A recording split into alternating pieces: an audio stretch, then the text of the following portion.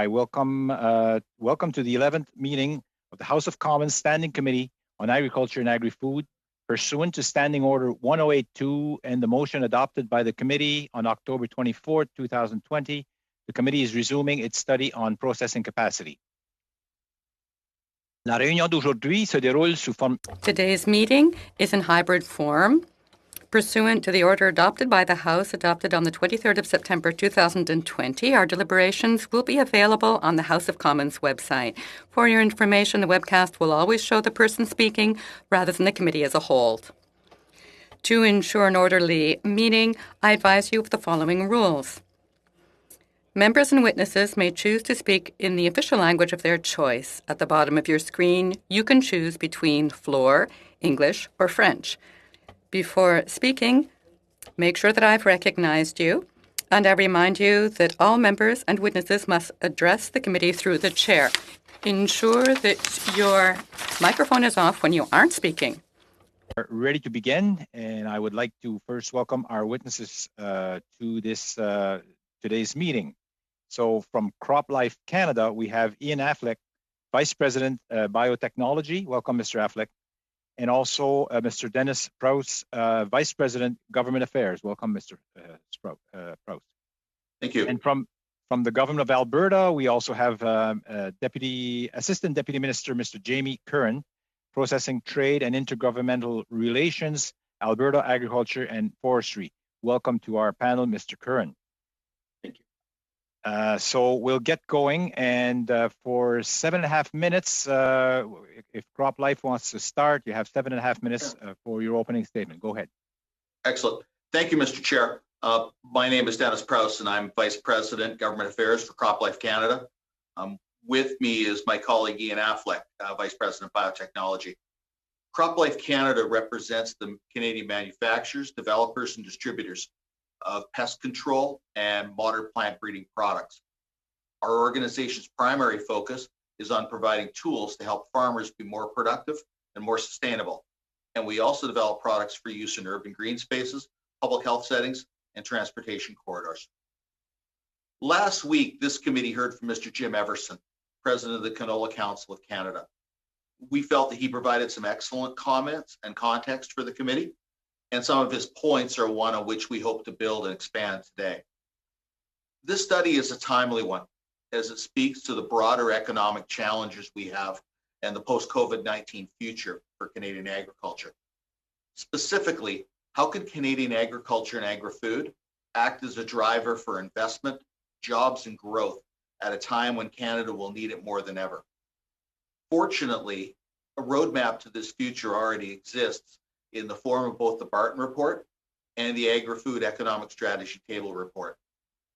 Both outline the tremendous promise of Canadian agriculture and how we are now falling short of meeting that promise. The Barton Report, for instance, set as a goal of having Canada as the #2 agriculture and agri-food exporter in the world. Currently, we are #5. That's simply not good enough for a country with Canada's potential. The economic challenge post-COVID-19 is going to be making Canada's critical industries more competitive, and agriculture and agri-food is at the top of that list. The road to growth in agriculture and agri-food lies in replacing out-of-date and globally unaligned regulatory regimes with new enabling regulatory frameworks which leverage global best practices.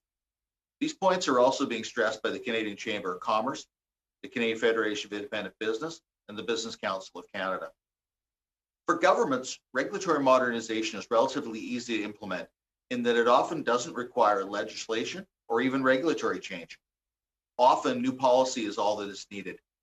It also does not require new money, an important consideration in the years to come, and it delivers fast results. It should be a top priority for government across the economy, but particularly in agriculture and agri-food. Regulators need to be given a growth mandate, as they are in the UK, with clear measurable targets on regulatory modernization. Specific to processing and value-added products, Mr. Chair, we have a number of examples of innovations in the form of new plant varieties that have either moved to the United States already or are in danger of doing so, simply because Canada lacks a clear regulatory framework for plant breeding innovations broadly, with a key example of that being products of gene editing. These are value-added products that could be grown and processed in Canada, giving benefits to both Canadian consumers and our export markets. In short, processing plants will get built wherever the innovative technologies hit critical acreage first, which is where they get planted first. And unfortunately, right now, that is not Canada. It's unfortunate that Canada is lagging behind many of our like-minded science-based global competitors, including Australia, New Zealand, Japan, Brazil, Argentina, and the United States, which have found a reasonable path forward for gene editing and are reaping the benefits already. The Treasury Board Secretariat's regulatory roadmaps highlighted this as a priority 2 years ago. We would be pleased to talk about these examples in detail in the question and answer period, but we sincerely hope that with the announced public consultations on the relevant policies slated to begin in January 2021, Canada can align with these countries quickly and put us back in the game. This is why the government needs to act quickly on the concept articulated in Budget 2019 of placing a competitive lens on regulatory agencies. I want to confront one issue head on. Whenever regulatory modernization comes up, there are instantly accusations that this involves industry somehow skirting or attacking health and safety standards. That's not the case at all. Our members are deeply proud of the role that our technologies have played and will continue to play in making Canadian agriculture more sustainable than ever. This improved sustainability is not a slogan, it's a scientific fact. Farmers also care strongly for the stewardship of their land and are determined to leave them a better environmental future for the next generation. Sustainability has been and remains a cornerstone of what we do. What this does mean in practice is that regulators acknowledge and embrace their role in helping to facilitate innovation and competitiveness for Canadian companies, all while maintaining their focus on science-based regulation and the health and safety of Canadians. This is about allowing regulators to focus on their core mandates by being more efficient and focusing on actual risks. Securing market access and growing trade markets will also be a vital part of our recovery. Canada consumes only 30% of what it produces, and agriculture and agri-food creates a net 10 billion surplus in our trade balance. Protection of forces, however, will be strong around the world in the coming months and years. Canada needs to work with like-minded nations to fight for science-based regulation and against non-tariff trade barriers whenever and whenever they can pop up. Mr. Chair, in spite of our current challenges, we believe the future is bright. We have tremendous natural advantages and a smart, strong workforce. Give Canadian farmers and agri-food producers a competitive regulatory environment and access to global markets, and we can help lead the post-COVID-19 recovery. Making this happen, though, requires bold, decisive action by government. There's nothing preventing expediting implementation of the roadmap on which has already been broadly consulted, and nothing preventing starting today. Thank you, and we'd welcome any questions the committee members may have. Thank you very much, Mr. Prowse. And now with the Government of Canada, of Alberta, Mr. Jamie Curran, Assistant Deputy Minister. Go ahead, Mr. Curran, for 7.5 minutes. Thank you, Mr. Chair. I appreciate the opportunity to speak to the Standing Committee on Agriculture and Agri-Food and be part of the committee's study of processing capacity. I'm happy to provide some input on how the Alberta government is working to expand value-added agriculture and agri-food processing capacity in the province, and to identify some opportunities and challenges for this important sector. Alberta has also expressed support for the 6 agri-food sector recommendations of the Barton Commission report of 2017, supporting the position that expanding world populations, a rising protein demand in Asia, and the need for safe, reliable markets gives Canada and Alberta the opportunity to become trusted global leaders in safe, nutritious, and sustainable food in the 21st century. Alberta is well positioned to help feed the growing global demand for food. We are an export-driven province, producing significantly more food than we consume. Agriculture and food processing directly employs more than 77,000 Albertans and creates thousands of indirect jobs. A robust, diverse, and thriving agri-food processing industry is essential to our provincial and national economy. Under the Alberta Recovery Plan, economic diversification is a key objective. The ag sector and agri-food processing in particular are expected to play a significant role in our province's post-pandemic economic recovery.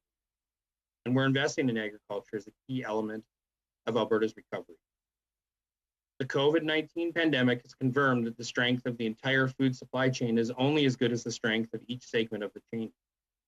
Early on in our pandemic response, we identified agriculture and food processing as an essential service to ensure the continuous operation of Alberta's food supply chain.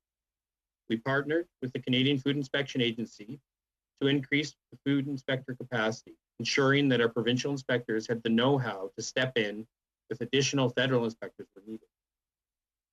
In April, through the Canadian Agriculture Partnership and Labour and Immigration's Workforce Development Agreement with the Government of Canada, we developed a new agricultural training support program to help employers in the food supply chain provide training to youth. This helps ensure the security and sustainability of our food system and is helping to chip away at the increased unemployment that COVID-19 has caused in our province. Access to capital is another important factor in enabling more food businesses to expand and diversify. Alberta supports Farm and Food Development Canada's capital lending increase by up to $5 billion per year. And in Alberta, Alberta Financial Services Corporation has also increased its lending portfolio and streamlined the process to get capital into the hands of agri-food businesses quickly and efficiently. Building agri-food processing capacity is a major focus for Alberta. And about half of our province's agri-food exports consist of primary agricultural products. The proportion of raw commodity exports is much higher for crops, 97% for wheat, more than 60% of canola, more than 50% of barley, almost all pulse exports. Processing more of these commodities in Alberta to generate additional value and create jobs inside the province is incredibly important. Expanding value-added processing will help build a resilient primary agriculture, as well reducing our sector's reliance on global commodity markets for prone to market stability. And processed products are subject to fewer trade barriers than primary agricultural commodities. The Food Processing Development Center and Agri-Value Processing Business Incubator in Leduc supports value-added agri-food business development and are an example of Alberta's government's long-term continuing support for value-added agriculture in the province.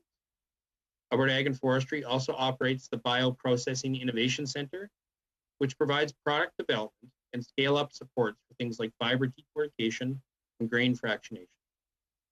With a natural health product license from Health Canada, the facility can also work with cosmetics, personal care products, and natural health products. Alberta Agriculture and Forestry has announced an aggressive investment and growth strategy to attract investment to our province, to build and expand value-added processing capacity, and create thousands of jobs over the next 4 years. We set ambitious targets of attracting $1.4 billion in investment over the next 4 years, growth of 7.5% per year for primary ag exports, and growth of 8.5% per year for value-added ag exports. The increased investment will directly benefit producers and bolster Alberta's entire economy. To help us hit those targets, new agriculture-specific investment officers will join our international offices in Mexico City, Singapore, the United States, and the European Union, doubling our international presence. Securing and improving market access is a critical element of expanding Alberta's value-added processing capacity. A favorable investment environment is key to this investment and export strategy through low business taxes and red tape reduction, among other measures. The regulatory environment has been a significant factor in limiting processing growth in Canada and Alberta. Modernizing, aligning, and eliminating overlaps and gaps in Canada's regulatory framework is crucial to reducing barriers to interprovincial and international trade. As a co-champion and chair of the Regulatory Agility Subcommittee, Alberta foresees continued collaboration on finalizing the Regulatory Excellence Initiative. A clean, streamlined regulatory food safety framework would benefit both new and existing processors. Over the past 3 years, Alberta has spent on average $328 million on BRM programming each year and remains committed to finding effective ways to support Alberta. At the last FPT conference, it was good to see that long-term options were explored as alternatives to ag stability to drive predictable, timely, and equitable support for the agricultural community. Alberta continues to support funding to agri-assurance and is opposed to a potential reduction in any potential reduction to federal funding to agri-assurance. Our province also acknowledges the importance of immediate short-term agriculture support provided through Agri-Recovery. A good example of Agri-Recovery in action was Alberta government's introduction of the Fed Cattle Set-Aside program in the spring to help the industry mitigate processing disruptions from COVID-19. In Alberta, I know we look forward to reviewing the findings of the Committee on Food Processing Capacity in Canada in the near future. Alberta hopes the study will contain enough provincial content addressing unique challenges and potential solutions. Thank you again for the opportunity.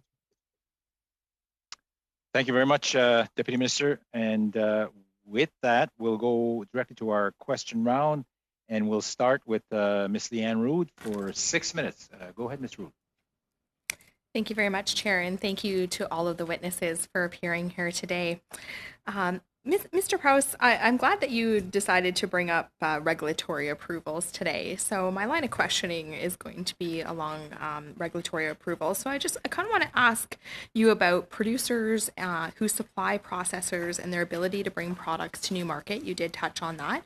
It's my understanding that Canadian innovators of new crops and varieties find it really difficult to receive regulatory approvals in Canada. So just wondering if you could tell us about the innovators and the products that they have attempted to bring to market in Canada recently. Thank you, Ms. Rood. I'm actually going to punt this question over to my colleague, Ian Affleck. Ian's our Vice President of Biotechnology, and he's had direct experience with a number of these products. Ian? Yes, thank you, and thank you to the committee for having us here today. So excuse me if I get a little impassioned with the answer. I grew up on a potato farm in PEI and studied plant breeding at the University of Guelph. So new plant varieties is something that is probably more exciting to me than many. But there is a lot of examples of where new varieties could have come to market in Canada and then didn't. And I think linking back to what Dennis had said in his opening statement, how this relates to processing capacity, I'm sure you've heard from many folks talking about what it takes to get a processing plant built, how you create an environment that is ripe for investment in this space. Well, part of that is that you have the product to process in your country that is desired by the person investing in the plant. So a couple of examples of where opportunities have kind of passed us by is just recently a company working at a Saskatchewan, Yield 10, they developed 4 canola varieties with a higher oil content. So this is a great processing opportunity, and it has benefits more than just for the processor, but also the farmers getting more oil per acre. So their greenhouse and carbon footprint is going down, their farm gate values are going up, and also then a processor is to be able to more efficiently produce canola oil as they're crushing less oil, less canola per minute to get the same amount of oil. So what that comes back to is that helps that processor decide Canada is where I'm going to put my capital investment. Now, unfortunately, they've taken those varieties to the United States first. So those are new canola varieties developed in Canada and commercialized in the US first. So as that gets to kind of critical mass acreage, and you're a processing company trying to decide where are you going to build that plant, the things are leaning in the direction of the other jurisdiction. And we have other examples that follow along. Coming to future examples, the protein industry supercluster has invested $30 million in some high protein varieties that are really exciting and have a lot of opportunity for Canada. But if we don't have a clear pathway to commercialization in Canada, you could also see those be commercialized elsewhere. There's a high oil soybean in the United States developed by Calyx, and we still don't have approvals for that in Canada. But more so than just getting the approvals, it's the idea that they're needed at all for certain products in Canada. In many countries, the standard food safety requirements are all that is needed and no special reviews of these new products. So while at times we talk about gene editing, it's kind of the interesting and it's the exciting new kid on the block for technology. This is really about plant breeding at large. And we've seen that the plant breeding industry in Canada has seen an impact of our regulatory system over the years, and we're falling behind the rest of the world. So if we can catch up, if we can make Canada competitive for new varieties that are either specialty for processing or provide the farmer the ability to produce that variety more efficiently per acre, more sustainably per acre, and with higher value per acre, that just continues to create that environment where building processing capacity just continues to make more and more sense. I hope that responds to your question. Sure. And you kind of touched on this already, but you named a couple of different companies and looking for regulatory approvals. What is the experience on getting those regulatory approvals in Canada? And do you have a suggestion on how the government of Canada should be facilitating regulatory approvals for companies such as this? And maybe touch on what is the future of the product research in Canada without the reform of these regulatory processes?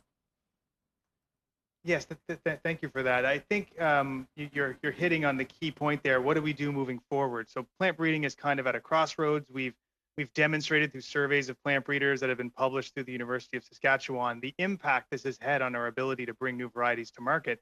And how do we move forward in a way that makes Canada and both interesting for R&D investment and then commercialization? We're seeing global regulatory trends, as Dennis had mentioned, in Argentina, in Australia, in Japan that have detailed regulatory approaches that are very amenable to innovation. And we need to catch up with those science-based, risk-based regulatory trends. And like Dennis said, we hope that there's an opportunity here for Canada. CFIA and Health Canada have both announced public consultations on revised models starting in January. And here's a real opportunity for us to prepare our regulatory system, our programs for the next 20 years of plant breeding innovation, so that we can continue to see the great successes we've seen in canola and soybean over the last 20 years. So the answers are there. They've been followed by other countries in the last 5 years. And looking at those models and integrating them into Canada is how we'll be able to maintain safety and risk-based, but also competitive with other jurisdictions. Thank you, Mr. Affleck. Thank you, very Ms. much. Rood. And now, Mr. Blois for 6 minutes. Go ahead, Mr. Blois. Thank you, Mr. Chair. I'd like to thank both of our witnesses for their testimony today. I'll start with Mr. Proust or perhaps Mr. Affleck in relation to regulatory reform. I think this is important writ large beyond agriculture in the days ahead as we're probably going to have challenges on the fiscal framework on the other side of the pandemic, and we have to look at creative ways to help drive economic activity. You mentioned, of course, about trying to clarify or create a regulatory pathway. What does that look like right now? Because I understand that other countries look at processing the actual tools that you're using on the gene editing tools, and Canada looks at the end product and whether or not it's safe. Can quickly you explain a little bit about that? Quickly is the tough part, right? This is getting into the science, which I'm far too excited by. But the idea, you're right, and Canada set the right process at the beginning 25 years ago. It's the product that matters and not the process. But it's the implementation of that regulatory theory that is so important in the policy interpretation of our regulations. So this is, as Dennis mentioned, we don't need to throw out regulations and change them to new ones. We just need to look at the risk and science applied by other countries and integrate it into our already robust regulatory framework. It's a departure from some of the ways we've looked at things in the past, but it does fit, and we can move there. And we've seen even in the last year, the number of countries taking these new models and actually starting to do the product-based approach, I would say better than us, is increasing. And this is our chance to show the world that we know how to do it. Sorry, Mr. F. I want to quick. Which act and regulations, just quickly, or perhaps you can table it if you don't know offhand. No, it's so at Health Canada, it's the Novel Foods Regulations, and at CFIA, it's the Seeds Act and the Feeds Act, the Seeds Regs and Feeds Regs. Those are the three that are key, and it's policy interpretation that is really needed. Okay, thank you. I'd like to go to Mr. Curran with the Department of Agriculture in Alberta. Really appreciated your testimony in terms of the work that your province is doing to attract and to cultivate that culture of bringing innovation and some of the value added to the province. My first question is, talk about the incubator. Is that something that's driven by government? Is it a partnership, not unlike some of the protein cluster that we've seen in Western Canada? Can you quickly elaborate on what that it looks like? It's a government asset located in Leduc, Alberta, but it is certainly a partnership with industry and our food processing community, where we help develop products and help scale them and commercialize products in both bioindustrials and food. So it's been around in Alberta for many years, over 20 or 30 years, and certainly there's been many successes that have come out of it, but it's a long-term application of trying to commercialize processing in the province. And so some of the success that Alberta has is when you speak with industry stakeholders, they point to this particular investment as being key to bringing some of their focus to your jurisdiction. For sure, we have specific examples that where industry has grown and created several jobs that testimonials for this specific tool. Yeah.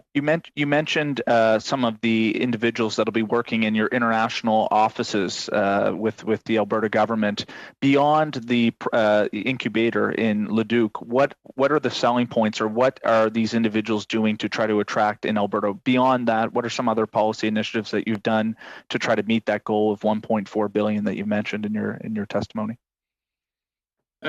So with respect to the international offices, they're going to be in-market professionals. They have an understanding of the market conditions, have relationships in the business community, and will be able to foster and sell the attributes of the province to the world. So with this addition, we'll have up to a presence at 8 international offices, and they will be located with the new investment agency in Alberta, and we'll have a strong interplay between the investment agency and ourselves. In terms of policy applications, so in addition, we have those macroeconomic policies around red tape reduction, low tax environment. We have made significant investment into our irrigation infrastructure. That was a recent announcement to enable high quality supplies, grow our irrigated acres. And then we, of course, have, through the Canadian Agriculture Partnership, we have programming for value added that will help sort of work for expansion and growth of those 600 companies that exist in Alberta, and support our overall growth objectives for the province. Okay, and I think that's important to note about the partnership that exists between the federal and provincial governments. You mentioned it. Of course, this is more downstream, but it has knock-on effects to the processing capability, which is BRM. We just got a study on that. You brought it up, so I'll quickly mention it. Minister Bibeau has put on record her willingness to improve certain aspects, particularly around the reference margin limits and the compensation amount. Is that something the Alberta government's looking at? Désolé, Mr. Boyce, je n'ai plus de traduction, Monsieur le Président. OK. Est-ce qu'on peut vérifier la traduction, s'il vous plaît? Do you want me to keep talking, Pat, so that we can see if they can get the translation? Est-ce que ça vient, Monsieur Perron? Moi, je l'attends pas. OK. Est-ce qu'on peut juste peut-être... Could we just check now? Could we just check, Mr. Cody?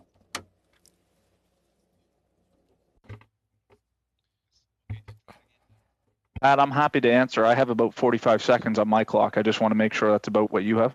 Yeah, that's Okay. about it. Yeah, we stopped. Okay, I'll quickly ask my question.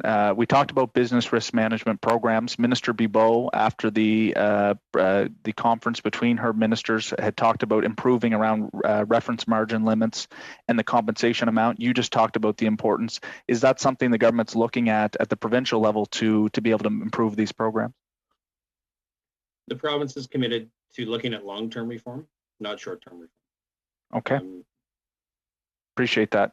Last thing I'll mention, and it might not be able to get out in my 20 seconds I have left, but to the gentleman with CropLife, you talked about the different plant breeding aspects and how some of the canola crops went to the United States.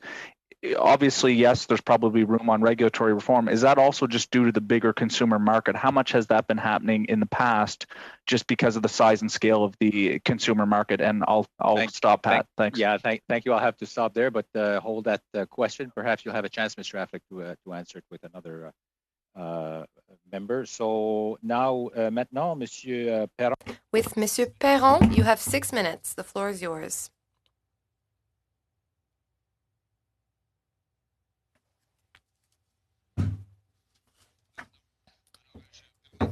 So I would like Mr. Current to answer Mr. Blois's question because I'm interested by this topic. Was it Mr. Current or Mr. Affleck? I think it was Mr. Affleck. Mr. Affleck? Yes, thank you. I would say it was actually the opposite applies, where it would make more sense to commercialize in Canada because there's more acreage for canola here. So that's where you would want to commercialize. But for a small and medium-sized enterprise, the need to get that commodity into a marketplace and start returning investment is what pushes it into the US first, and then Canada will get it once we figure out how to get it through. And it might not even need any approvals in Canada. It's too opaque. So you've got your product, you got to get it in the field somewhere, you get it in the field where you can. But the North American consumer market is basically one market. So like Canada has the advantage in canola when it comes to acreage to get it in the field. Yeah, and I would say, Mr. Blair, really quickly, that's why we're so passionate about this subject. Canola is ours. I mean, that is a triumph of Canadian agriculture and Canadian biotech. And, the regulations that were first in place in the mid-90s allowed that industry to flourish. Now they need a reset. So, but which is to Ian's point. OK. Thank you. I forgot to thank the witnesses for being here today. So thank you to all of you for being here and for being available. You spoke of regulation that was modified. So if you could name maybe one aspect that should be changed in the regulation, could you tell us? Because this committee can exert pressure on the government. So what would be your recommendation? What we're seeing globally as a regulatory trend is instead of saying if things are inside and outside of ranges, which is very vague, that's the problem. People aren't sure what they have to do in Canada, so they go to places where they are sure.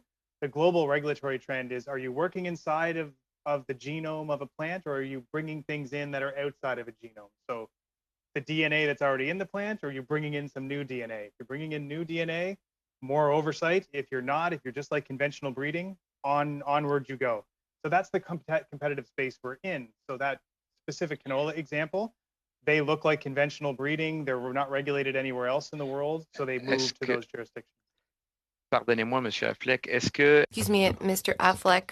So what I understand is that the regulatory framework is not precise enough, is not clear enough, and so we should identify more clearly the genetically modified elements in plants or regulate those more? Is that what you mean? Yeah, it's understanding what a plant is capable of and using that as a barometer of when you need to look and when you don't. And other countries are lining up behind that. Even Europe published their food safety report 2 weeks ago that said gene editing provides no additional risk above conventional breeding. So we need to not only be clear and more precise, but we need to update ourselves, as Dennis said, to the modern state of the science, which the rest of the world is kind of beating us to. So this is the opportunity we see in front of us with the consultations coming in January. D'accord. And what would you say to the movement that wants a clearer identification of GMOs rather? I think if you're speaking of labeling specifically, of how we label products, I think it's important to preserve the Canadian approach that we mandatorily label for food and safety issues, food, nutrition, and safety. And once you move to consumer preference issues, then you're no longer preserving that integrity of health and safety as your mandatory labeling requirement. So following what is safe is first key, and then consumer preference, we should facilitate that through private industry approaches to marketing. I was going to say there is a private labeling system that's available for consumers. In our view, that works well, and we think we'd be heading down the wrong road and contrary to what Health Canada's policy has been by moving to a mandatory system.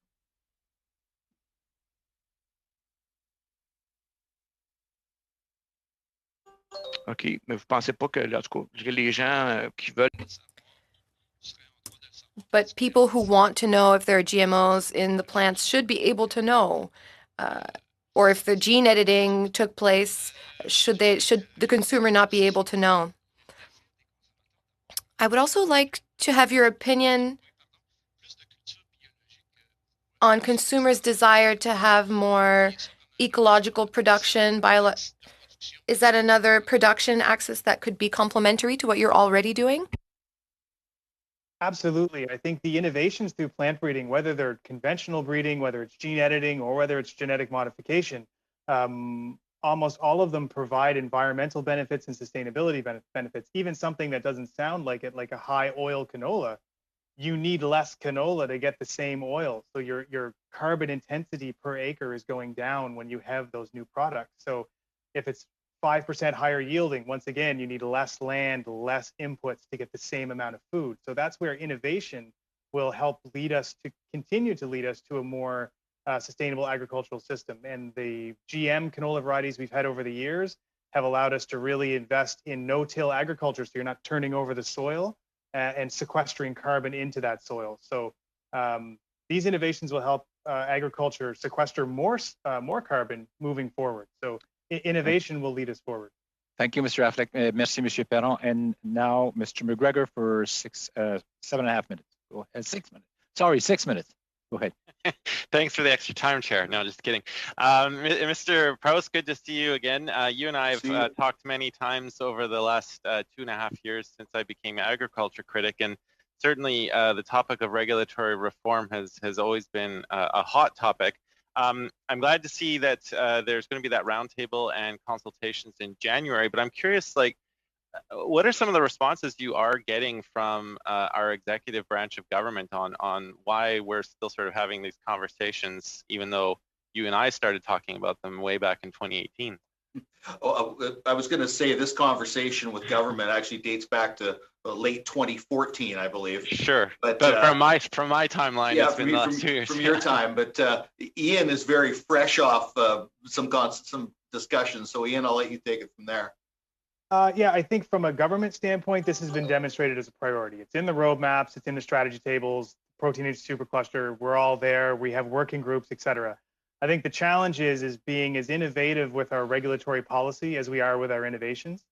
It's instead of being bound to old interpretations of regulation, it's looking at the new science and where the globe is going, and then integrating that into our policy interpretations. There's ways to do that, but we have to be bold. We have to want this to be successful. And I think that's a threshold we have to cross. And we're continuing to have this discussion in an effort to do that. But we're seeing in the last 5 years, countries past us, the Argentinian regulators have published a peer review paper on the innovation and economic advantages they've already seen from their changes. So we're not just behind, we're behind enough that others are publishing on it. And quickly, Mr. Affleck, when we had the canola council appear before the committee, you know, they were talking about the great promise that exists in our biofuel sector and how they really want to be a part of that. And I know canola is a desirable source, especially for biodiesel, because it has that low saturated fat content, which allows it to be processed into biodiesel. So, like, you know, are there varieties of canola which are being developed that would be specifically used as a possible biofuel source versus traditional canola that might be going towards making cooking oil and so on? I'm not aware of a specific one, but that is definitely something that if you have the right innovation environment, people will pick that ball up and run with it. And I think we see those examples. And right now I can list 15 new varieties that are under development in the United States and almost none in Canada. They have a clearer pathway and they're more in line with global trends, and we're trying to get there, and there's an opportunity to do that. Yeah, and just expand on that, Mr. McGregor. I think it's about creating a regulatory environment that's able to respond quickly, because these technologies now allow for new traits to be developed, you know, in much shorter times than before, and that's why we risk falling behind unless we make those changes. Great, thank you. I'd like to turn to Mr. Curran and the government of Alberta. Mr. Curran, you know, we're talking about processing capacity. Of course, Alberta, with its High River Cargill plant, you know, on Cargill's website, it says that between Guelph and High River, that's basically 55% of Canada's beef processing capacity right there. And High River, of course, was hit quite hard with COVID-19. And that's an integral part of our processing capacity in Canada. Can you maybe just talk about a few of the lessons, I guess the hard lessons that the government of Alberta has learned from that experience, and what steps you're taking into the future to help protect that, but also maybe what kind of assistance you want to see from the federal government? Like, are you looking at diversifying operations, or is it maybe putting in more safety protocols to prevent anything like that from happening in the future? Oh, great question. So I guess in terms of lessons learned, I would say the ongoing relationship and preparation with our processing sector as a whole is important as we monitor the supply chain. So preparation is a key part of it.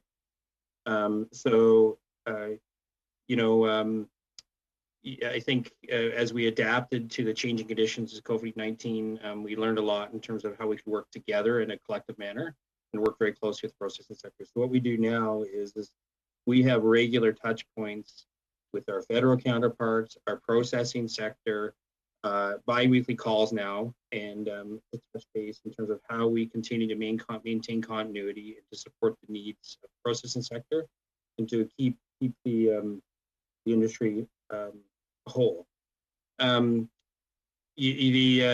The ongoing work in responsiveness to with the Fed cattle set aside program, I think it was a critical success as part of this, leveraging ag recovery and responding quickly and nimbly to meet the oversupply needs of the cattle industry as we adapted to new processing capacity.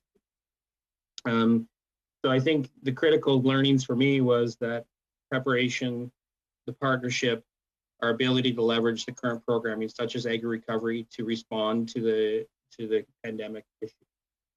I guess in terms of ongoing support from the federal government, we continue to focus on labor and our challenges with labor as a whole, and the labor programming, and that continues to be a priority and was something that was discussed recently at the FPT table of ministers, and we continue to advance and evolve the work around labor. Thank you, Mr.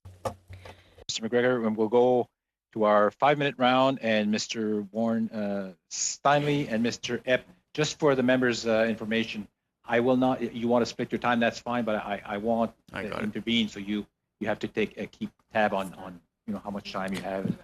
Okay, starting right now, Mr. Chair. Thank you very much. My first question will be to Mr. Curran, and it's along the same lines as my colleague, Mr. McGregor, is the processing capacity of livestock in Alberta, and just with two major plants and the safety concerns around what happened during COVID-19 and these plants having to shut down, which backlogged a lot of livestock producers and made them everything from feed livestock longer to basically have to wait a little bit for the fall calf run. Is there a look in Alberta and across Western Canada on bringing in medium-sized processing facilities and trying to encourage some diversification? And what would be, in your opinion, some of the impediments, which is this study supposed to undertake, some of the impediments to encouraging some of those medium-sized processing facilities to be set up?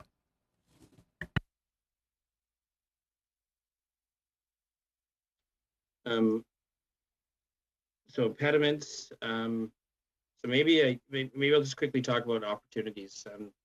So we think there's both livestock and crop opportunities.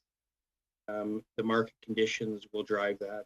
And do we work with I think we work with all the stakeholders that are prepared to invest. I think at the end of the day, the policy environment needs to be competitive, and that's a critical piece. So I think what we've done as a province is created that macroeconomic environment to be a competitive jurisdiction with reducing red tape, and of course advancing a very low tax environment to incent overall processes as a whole. And then we have the programs to help sort of enable that from a value-added perspective. So we know there's great growth opportunities for things like hemp.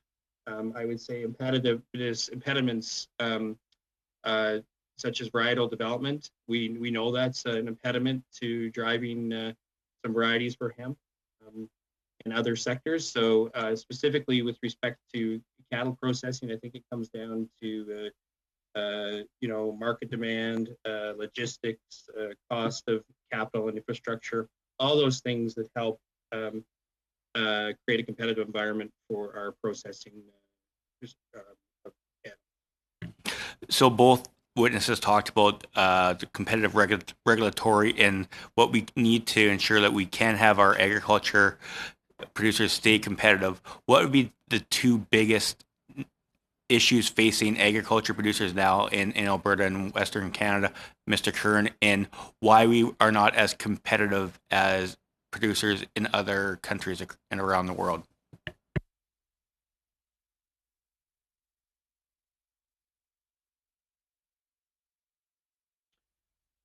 So I don't know the two biggest issues. I know I mentioned in my opening remarks, access to capital is always a challenge for processing. The ongoing labor at some of our facilities for processing is always a challenge. So those are two things that come to mind with respect to how we address some of those challenges. We know we have the lending tools through the Alberta Financial Services Corporation, our private institutions, our federal counterpart, the former FCC Canada. So we know those capital opportunities exist. So we think that we have the environment now that will help sort of overcome many of those impediments for investment and export and growth. But of course, it's interrelated. Investment and trade are interrelated. And even on the export side, strong trade agreements, working through those areas, working with governments where there's non-tariff barriers. So it's highly interrelated. And our goal is really to drive exports and investment for the province of Alberta, and focusing in those two areas to support growth. I have one really quick question left. Sorry, Mr. Epp, you're going to have to go in the third round.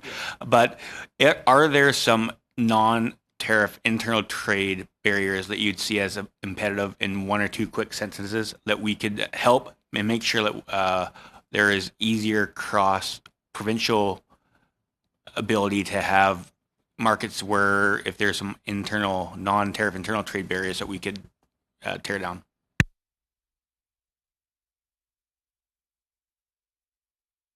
Well, non-tariff include, I want to be careful around how specific I am here, but there are certain countries that have specific provisions in place with respect to COVID that sometimes prevent trade. Sorry, Deputy Minister, we have to be tight on time, so I'm going to turn it over to Monsieur Drouin. 5 minutes, Monsieur Drouin. Over to you, Mr. Drouin. You have 5 minutes, sir. To thank Mr. Affleck, Mr. Prowse, Mr. Kern, who took the time out of their busy schedule to spend some time with us today. I suppose I should be directing my question to Mr. Affleck. If I get the theme here, Mr. Prowse, I ask you a question, you defer to Mr. Affleck. I can answer some of them, but if they get, when they get tough, I toss the end. I would ask just on the regulatory framework that you guys are working on with for gene editing. Mr. Affleck, my question would be, and Mr. Blois touched on that, the first part is the international community or international partners are used to another regulatory framework, and in Canada we're essentially based on outcome, whether or not it's safe or not. And do you, with your dealings with companies, U.S. companies and other, is that within itself creating a barrier, or is that helping? It's about to create a bigger barrier. And I would say the product-based approach is right. We've preached it for 25 years. We've convinced a large proportion of the world we're right, and they're moving to product-based approaches that are better than ours. So now, if that's what sets in, we are also importers of food ingredients for processing. And if we've created a more opaque system that applies more rules than the rest of our trading partners, this is going to make it harder to import those food ingredients as well. Because if we're overlaying rules that others don't have, now every time you're importing something, you've got to sift through to see, is there something unique in Canada that no one else has to worry about? And we're running into those now. And if we don't align, that's going to get worse. So it's not just not growing it here. We're going to start having trouble figuring out, or it'll be discouraging to try to import things to Canada because it will be more complex to bring things into this country. I was going to say that product-based system, served us well for an awful long time. There's been 125 novel traits approved in Canada since about the mid-90s. We're 125 for 125 on safety on that. Not one turned back yet. So it worked well. It just simply needs amending. It just needs an upgrade. Correct. Yeah. Okay. Thank you, Mr. Kern. You've touched base on the incubator in Leduc, and I was curious to find out, and if you've been following that particular story for the last, I think you said 20 years or 30 years, it's been invented, how that incubator has evolved from when it started to now, and how do you measure success? And so do you look at only the successful stories that move on to scaling up after the fact, or obviously there's probably been some failures at some point? Yeah, for sure. Not every company is successful. So it's evolved from just food product development to more commercialization and trying to scale companies. So we've grown and expanded that facility over the years. So in terms of measuring success, well, our hope is we create a product, we test the product, or not, we don't create it, the business creates it, but we help them facilitate the creation. And that it's actually, not only is it Alberta grown products are used, we use Alberta labor, we get to a point where we're actually not only serving the domestic market, but we're serving the international market. We're continuing to grow and commercialize. So that's how we see success. And of course, though, that not everyone is successful for whatever reason. The market isn't there, but certainly we have many successes. Okay, great. Thank you. And I've in your opening remarks, you've mentioned obviously access to capital is an issue, and labor. Is the Alberta government looking to automation to solve part of the labor issue? And that's something that we've often had discussions with companies like Cargill, for instance, who access TFWs at some point. But what about the automation that can replace some of those jobs to create new ones, essentially? Yeah, for sure. Automation and technology is definitely something that needs to be considered as conditions change and the competitiveness change. So at the end of the day, it just depends how much capital industry is willing to put forward, and how government can help support and incent that to support the overall automation of the industry. So it's coming, it's a trend, and we're very in tune. Thank you, Mr. Kern. Thank you, Mr. Drouin. Et maintenant, Mr. Perron pour 2 minutes. Over to Mr. Perron for 2.5 minutes. Over to you, sir. Yes, hello again. Mr. Curran, a little earlier you said that everything is market dependent, is when we were discussing a meat processing. But there has been some concern over the last months of the pandemic when the meat packing industry was compromised, and many witnesses have told us about it being a good idea to decentralize or diversify without necessarily criticizing major processors, but allowing small and medium-sized firms to get into this area. So what are we missing in Canada to ensure that such players could get in on this market?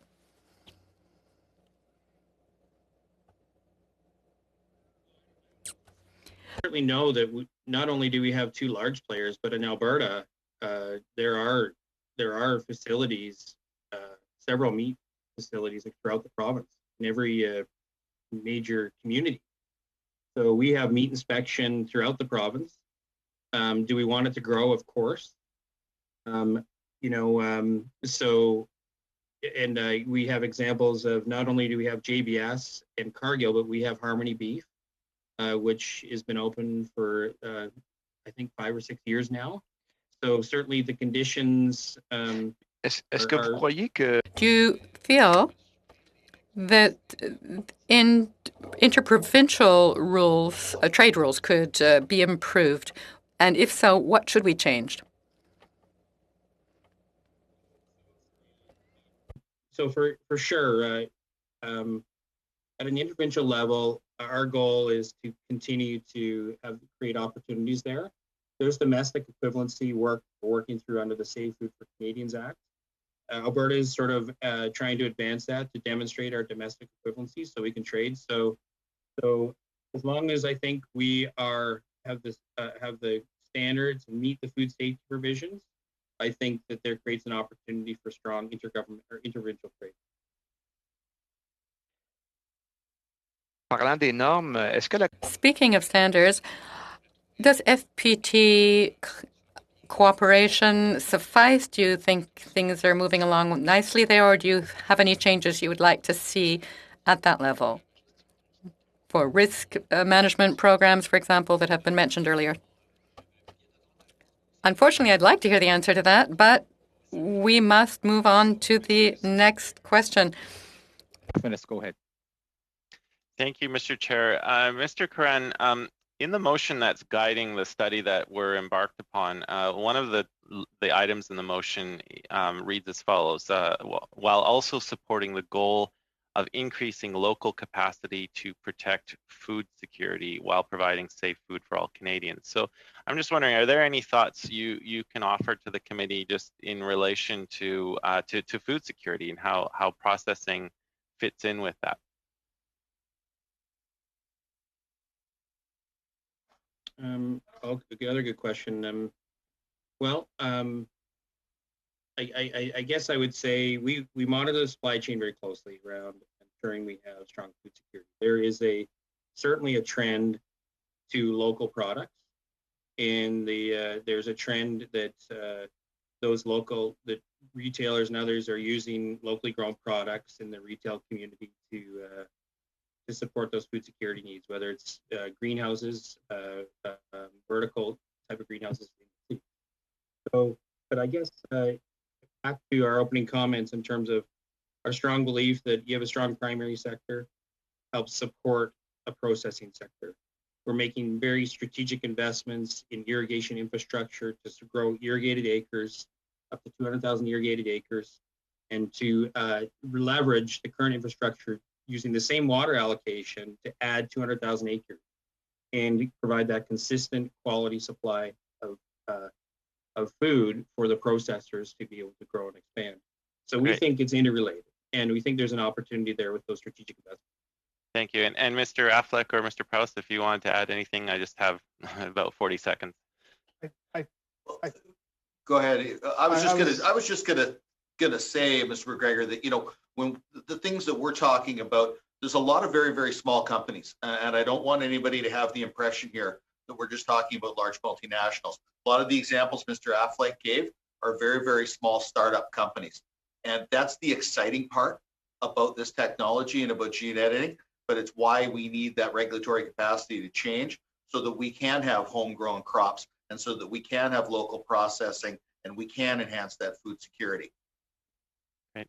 Okay, thank you.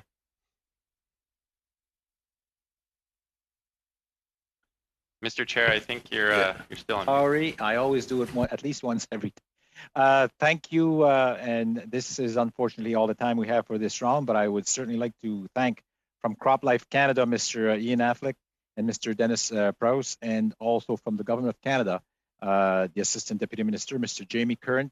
Thank you so much. And with that, we will pause to bring our next panel, and we'll be back shortly, so don't go too far. J'aimerais souligner la qualité de la. I'd like to comment on Mr. Prowse's tie. It's fantastic. Merci beaucoup, monsieur. J'adore Snoopy. Okay, so suspend to change the panel.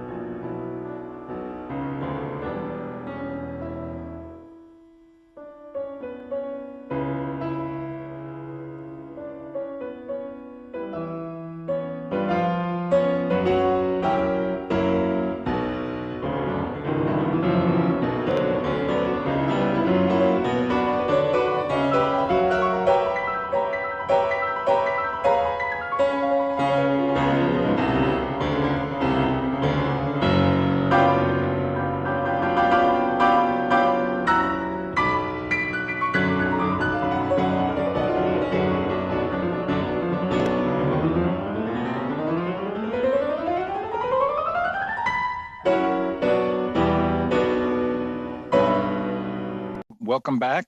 Call the meeting. And for our second panel, we have with us today from Bonduelle Americas, Danielle Villefort, Chief Executive Officer. Bienvenue, Madame Villefort. And also from Food Secure Canada, Giselle Yasmin, Executive Director. Welcome, Ms. Yasmin. And you will have each 7.5 minutes for your opening statement. So we'll start with Bonduelle Americas. Go ahead for 7.5 minutes, or up to 7.5 minutes. Thank you, Mr. Chair. Good afternoon, everyone. I'm Danielle Villefort, Deputy CEO of Bonduelle Group and CEO of Bonduelle America. I'm also co-chair of Agriculture and Agri-Food Canada Food Processing Roundtable and co-chair of Food and Beverage Canada. Food and beverage is the largest manufacturing sector in this country. It includes 7,000 companies employing 290 Canadians and generating close to 120 billion in annual revenue. Unfortunately, it is also a sector that is often overlooked. That vast majority of food does not go straight from the farm to the grocery stores. Our agriculture products are shipped to Canadian food plants, plants that run wheat into bread, cow's milk into yogurt and cheese, hogs into bacon, plants that can our tomatoes and other vegetables. Food manufacturing is a critical component of Canada's domestic food supply. Our 7,000 companies buy over half of Canada's agriculture output. We add value to crops and livestock production, and we ensure Canada maintains its food sovereignty. We should all be concerned that with COVID, Canada's food system has experienced a series of shocks: the collapse of food service, the disruption of supply chains, the impact of border closure, the cost to protect our workers, and most recently, the fees imposed by some of Canada's grocery retailers. These shocks have destabilized Canada's food processing sector. In 2018, Dominic Barton and the Agri-Food Economic Strategy Table tapped Agri-Food to drive economic growth. To achieve this, we need to address some fundamental issues, resolving the processing sector's labor problem, rebalancing relationship across the supply chain, and ensuring our frontline food workers are recognized as priority. First, I would like to talk about labor. Even before COVID-19, labor was the biggest and most limiting issue facing our sector. We simply do not have enough people, and we do not have enough people with the right skills. On any given day, Canada's food manufacturing is short 10% of its workforce. By 2025, we expect to be short 65,000 workers. This is a missed opportunity. There is demand for Canadian products here at home and abroad, but until we address industry labor issues, our ability to invest and grow will remain constrained. We are therefore encouraging the federal government to act on an urgent basis and work with industry to develop a labor action plan for Canada's food and beverage manufacturing sector. Second, rebalancing the supply chain. Canada's grocery sector is over-concentrated with 5 large retailer companies controlling 80% of the grocery market. This has allowed retailers to regularly impose arbitrary transaction costs, fees, and penalties on their suppliers. Most recently, in the past few months, and despite the pandemic, major retailers have announced even more new fees. This cannot continue. Other countries have faced this challenge and have addressed it by implementing a code of conduct. We are encouraging Canada to do the same. We are pleased that at their meeting last week, the federal, provincial, and territorial agricultural ministers committed to strike a working group to look at this issue. We encourage the federal government to continue to prioritize this and to commit to having a code in place by end of 2021. Finally, I want to talk about our frontline workers. Even in a pandemic, Canadian needs to eat. It is thanks to the effort of our frontline workers that Canada's food plant continues to operate throughout COVID-19. As companies, we have invested an estimated $800 million to keep our workers safe. We have also spent countless hours reinforcing with our frontline workers the importance of their continuing to come to work so Canadians can eat.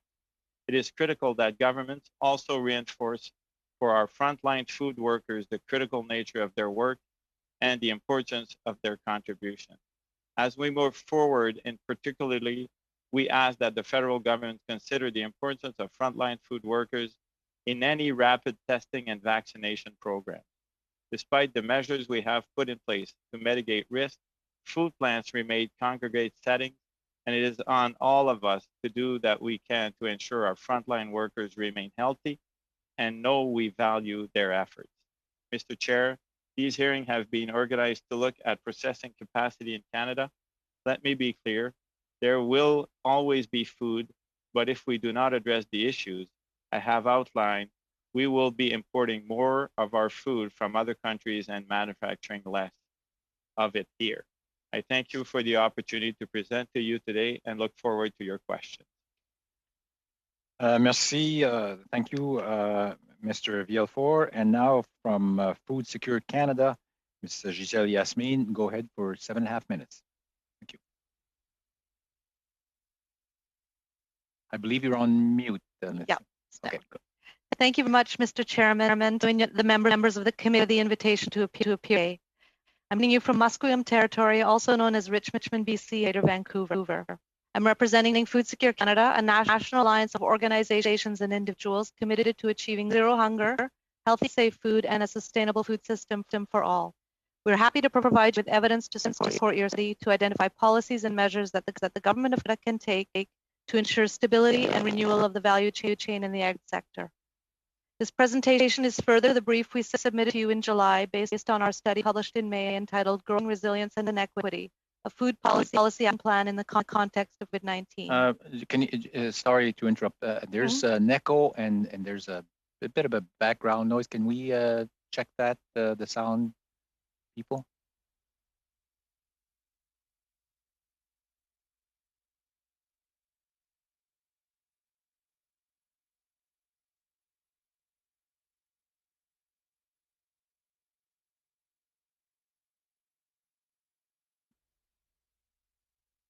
Would you let me?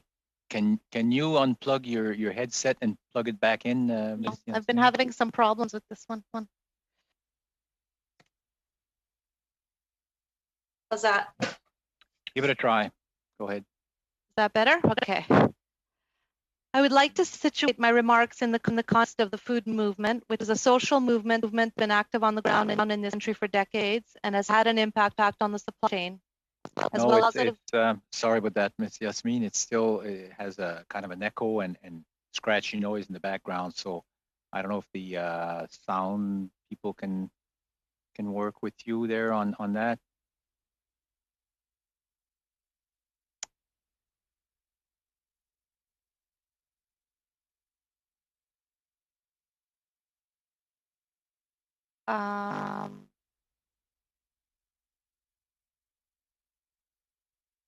You absolutely need the headsets on for interpretation, because it Usually, works very well without set normally. But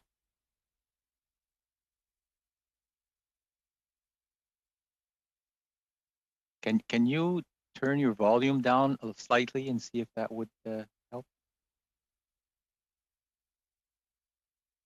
how's that testing?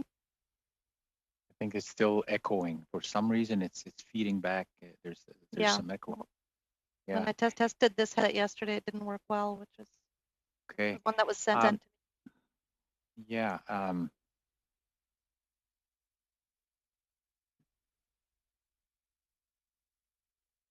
think they're trying to figure it out there. We'll just give it a minute or two again, and do you have another headset? Is that the only headset that you have? There's the one I had earlier, but they weren't satisfied. I can try it again. Yeah, let's try it again just to see if that would be.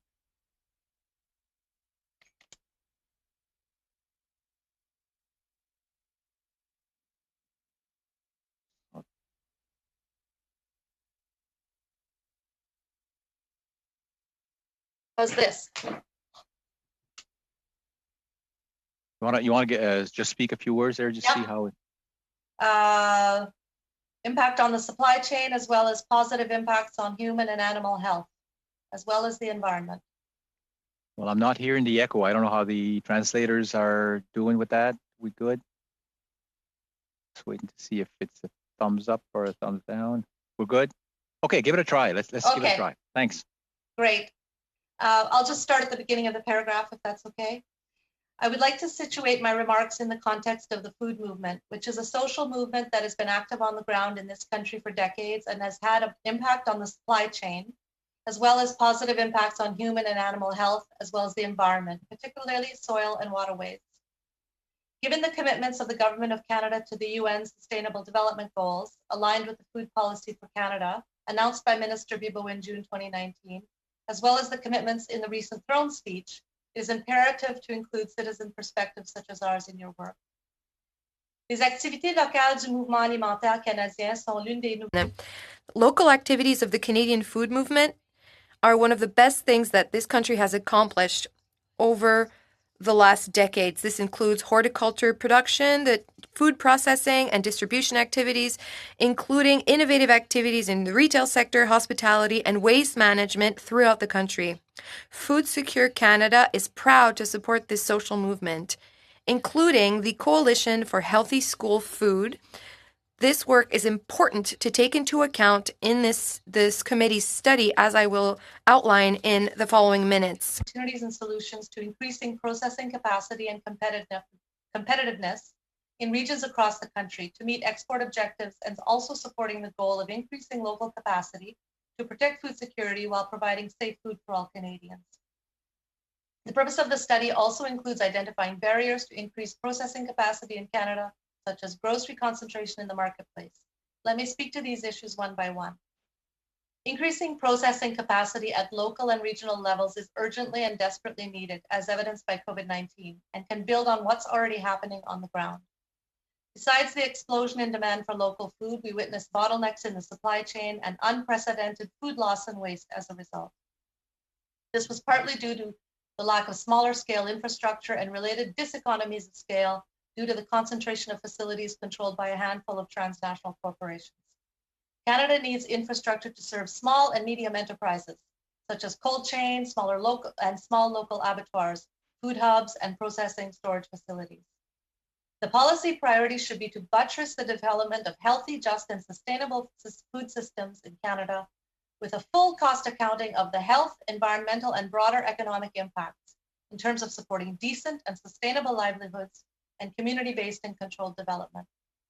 The goal ought to be to prioritize lightly processed foods, given that excessive consumption of highly and ultra-highly processed foods poses a serious health problem. Diet-related disease is costing this country $26 billion per year, according to a study by Heart and Stroke. Diverse stakeholders such as McKinsey agree that the externalities of the current global food system in terms of health and environment costs are greater than the value of agri-food itself. In terms of the link between local capacity and food insecurity is primarily about income inequality rather than a lack of food. Charity models won't get to the root of the problem. Unequal access to land and capital is also an issue for small-scale food producers and processors around the world, including Canada, where farmer debt is a serious concern. Workers' rights also need to be respected up and down the food chain with the goal of creating decent work regardless of immigration status and meeting the demands of temporary foreign workers for permanent status. Having said all that, logistics and supply chains are a distinct but very important issue. Our food system is so highly skewed towards the export of commodities that it hampers the development of opportunities here and poses risks when borders thicken or in emergencies. The COVID crisis has exposed the interconnected fragility and concentration of power within Canada's dominant long-distance globalized food supply chain. This isn't just in grocery retailing, but affects all facets of production, processing, and distribution.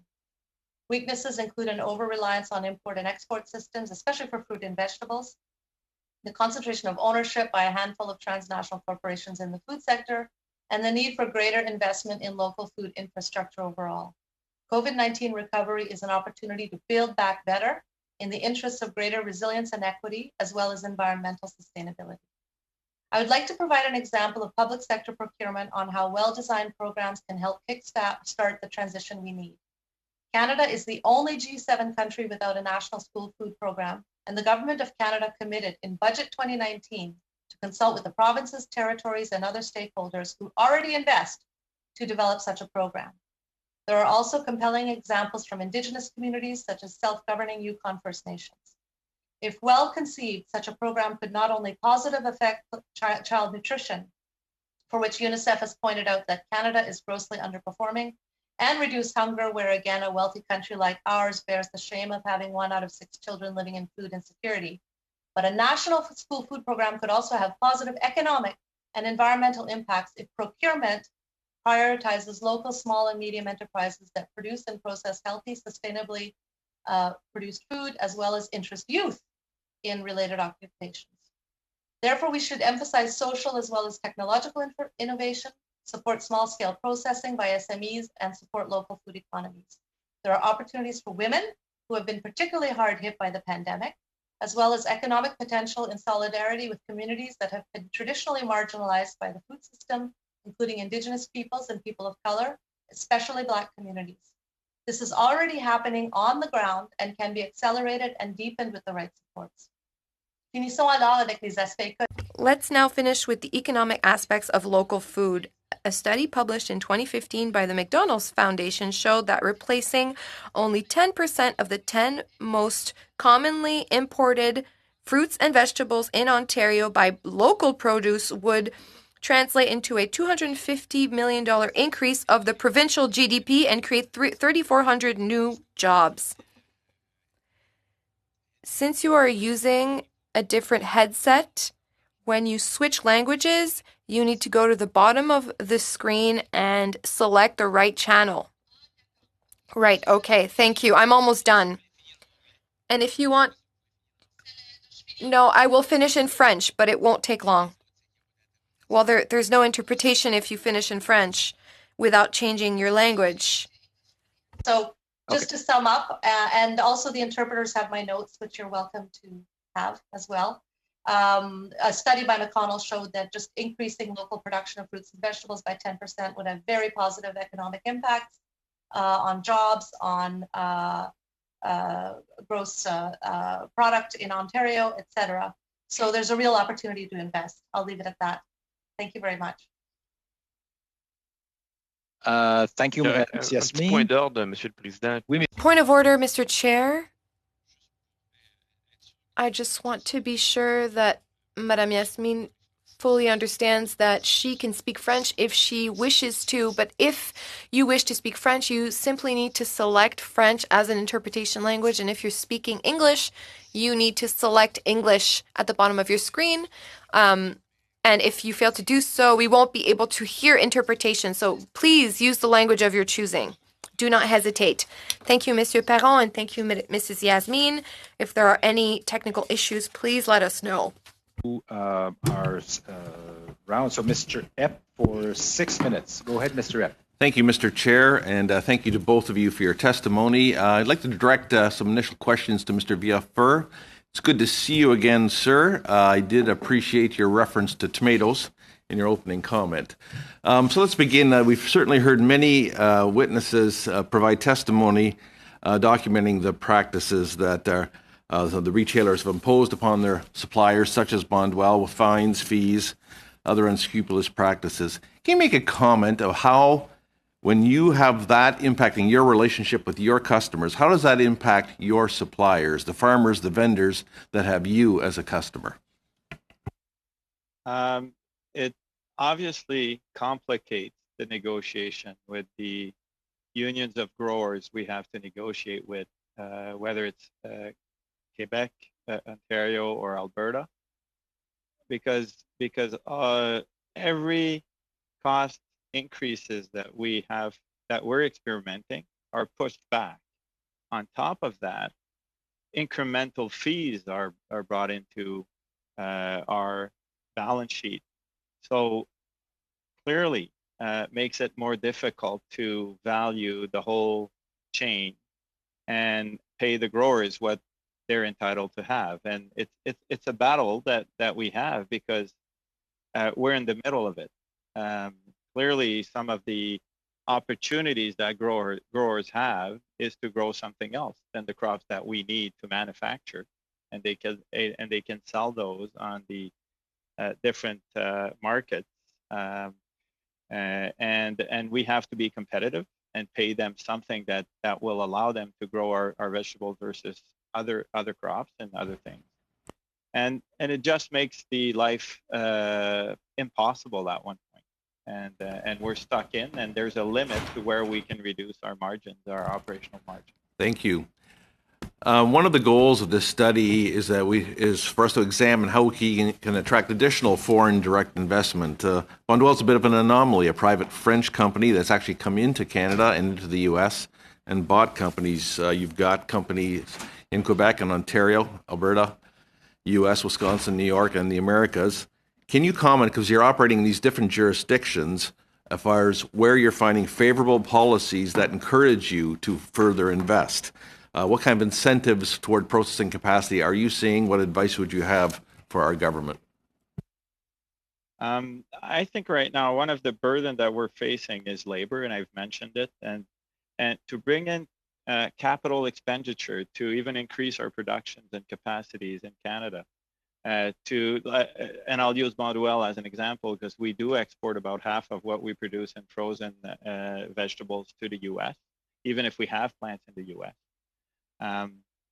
One of the problems we have right now is when we do present very good projects in Canada that will need to have more workers, we cannot guarantee that we'll have the workforce to work these projects, and it's a limitation where the group now is challenging us because we are experiencing problems.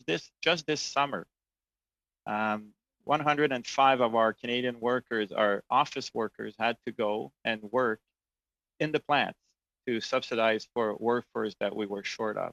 It's a first in the history of a 167-year-old company. So it's just not sustainable. We need to solve this issue. I'd say, on the other hand, though, Canada is a well-regulated country with a lot of good agriculture land and everything. So that's what attracted Bonduelle from the start. Thank you. If you could thank some of those office workers, I think they processed some of the green beans we delivered to you. If we can go now to two questions around the regulatory environment. In November 2017, the Competition Bureau ceased an inquiry into some of the practices, saying there wasn't enough evidence. With what you're seeing this year coming from the retailers, is this something that should be reviewed again by the Competition Bureau that's warranting further in coverage? You've mentioned the code of conduct. Do you feel that would be enough? I don't know that they go with illegal practices. So I don't know if the Competition Bureau would find anything. Anyway, they had this first inquiry and they did not find anything. I think it's just the concentration that is too much. And these companies, they announce publicly what they do, so the other guys know it. These letters are public, so it's not against any laws to do this, and they're doing it. And it's the concentration that they have that allows them to do this. You even have American companies that are in Canada that do it in Canada and do not do it in the US, because in the US they don't have that concentration, and they cannot, the same dependency from the manufacturers to the different distributors is not the same in the US that it is in Canada. Thank you. My time is limited. I want to get one more question in here if I can. Okay. Canada's regulatory environment is a bit of a two-edged sword. We're known for our food safety. Our regulatory framework holds that up, but that also imposes costs on compliance, both on your suppliers and yourselves and onto the retailers. Can you make a comment on what your assessment of today's balance is? I think it's a strength that we have these Canada regulations.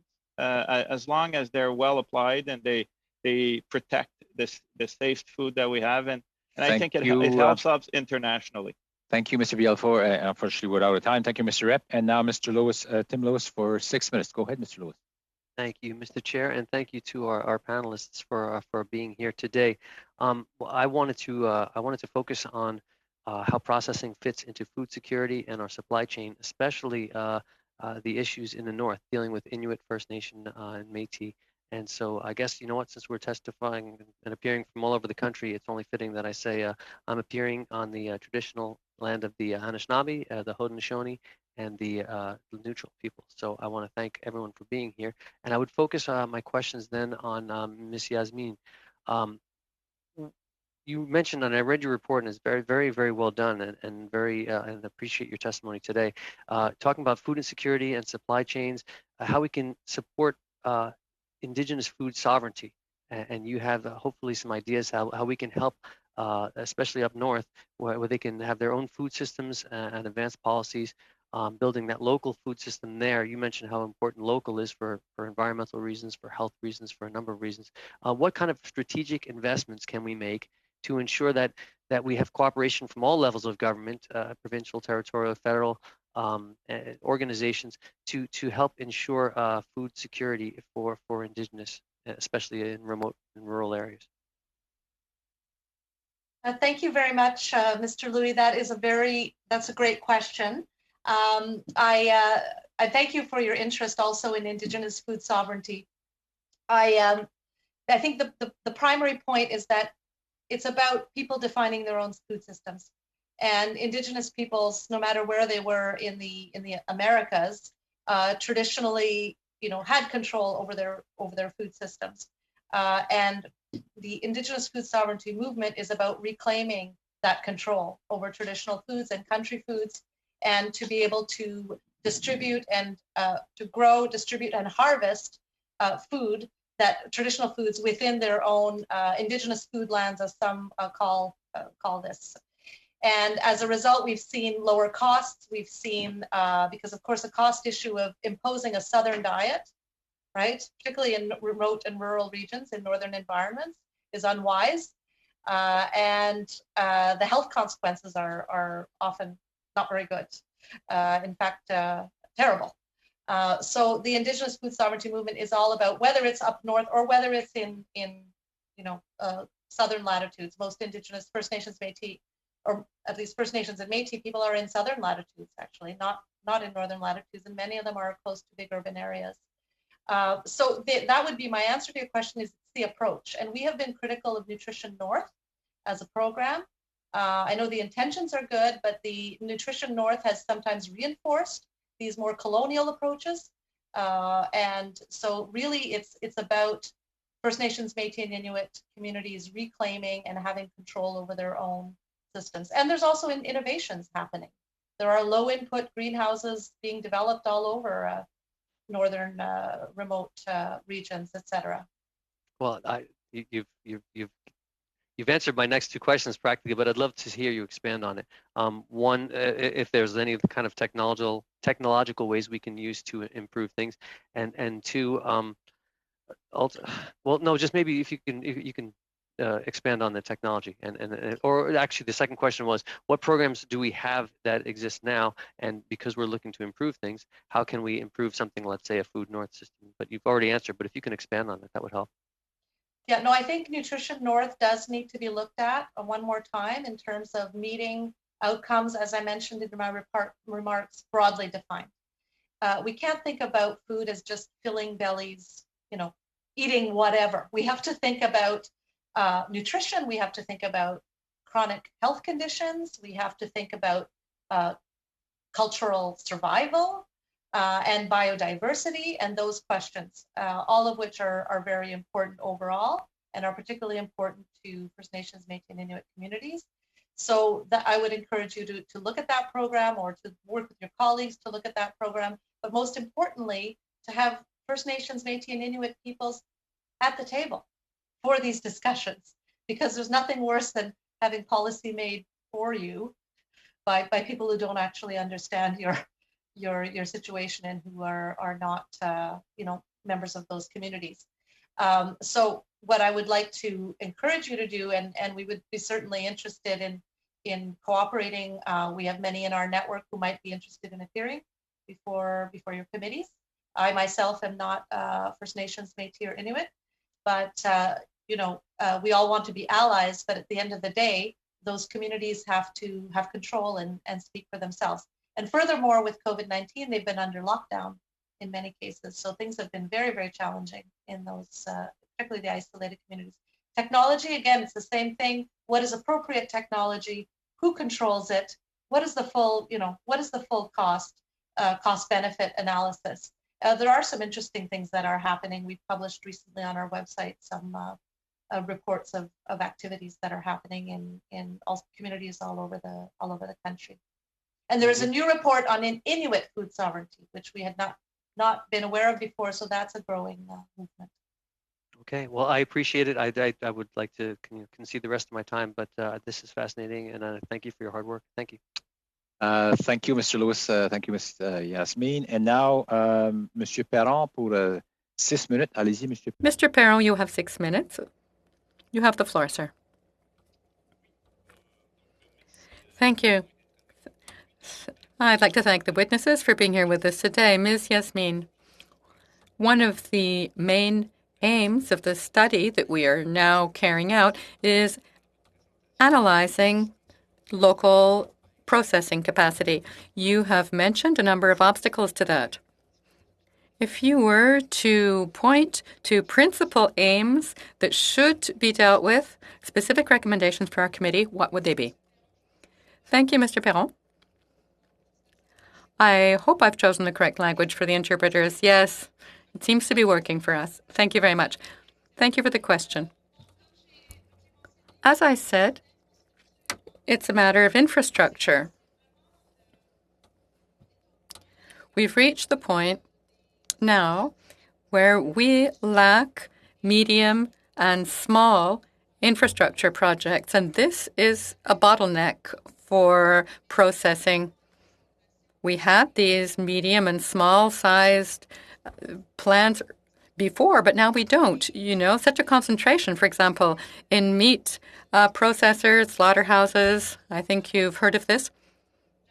The cold chain, for example, I heard a statistic recently. I didn't write it down, but I think that 30%, this was in Nova Scotia, 30% of small and medium-sized enterprises lacked access to the cold chain across Canada.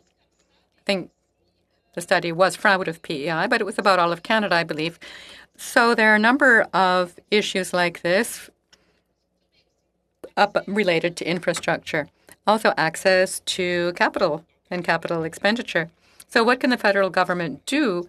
Launch capital expenditure projects or provide financial assistance to small processors To diversify the chain, yes, doing so with the provinces. As I mentioned, there's also supply. There's the whole public sector purchases. The Minister of Agriculture were inspired to purchase more, even for their own uses within the government sector.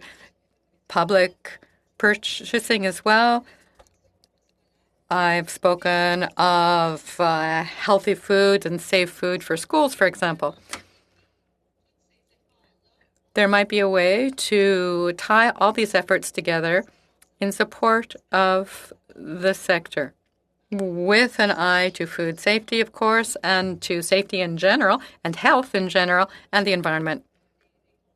Often what happens is large, even multinationals, take over the whole scene. Quebec is doing some interesting things.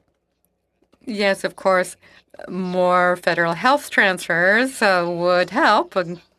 Yes, but it's a matter of prevention. You really have to work on prevention, and food helps for that. Right. So over to prevention and nutrition. You mentioned about light processing, and not excessive food processing.